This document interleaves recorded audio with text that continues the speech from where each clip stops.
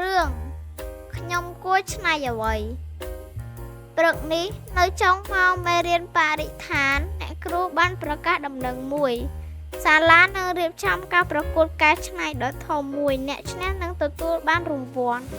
មិត្តភ័ក្តិរបស់ដូរីរៀបរាប់ពីគម្រោងការរបស់ខ្លួនខ្ញុំនឹងកែច្នៃសម្បកដបទឹកសុទ្ធជាកូនឡានខ្ញុំនឹងកែច្នៃកំប៉ុងជាយន្តហោះគ្រប់គ្នាមានគំនិតអស់ហើយចុះខ្ញុំដូរីពិតចង់ឈ្នះការប្រកួតនោះណាស់នៅតាមផ្លូវទៅផ្ទះ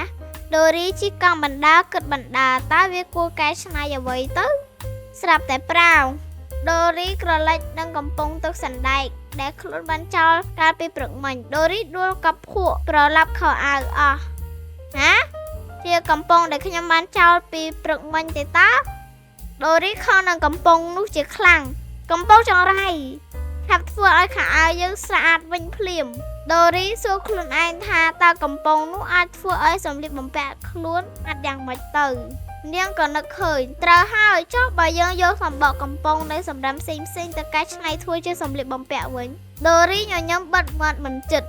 មកដល់ផ្ទះក៏ប្រញាប់ប្រញាល់ដើរប្រមូលសម្បកកំប៉ុងនៅរបស់ផ្លាស្ទិកផ្សេងមកកែច្នៃធ្វើជាសម្លៀកបំពាក់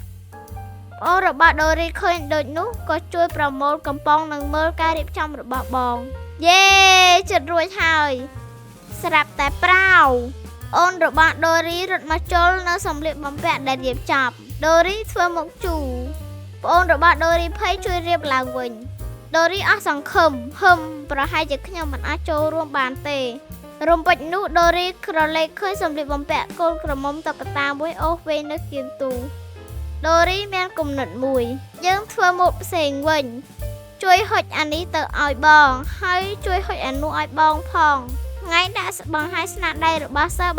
បានចូលមកដល់ដូរីបានយកស្នាដៃរបស់ខ្លួនទៅដាក់បង្ហាញគ្រប់គ្នាស្ងាយសរសើរនៅស្នាដៃរបស់ដូរីជាខ្លាំង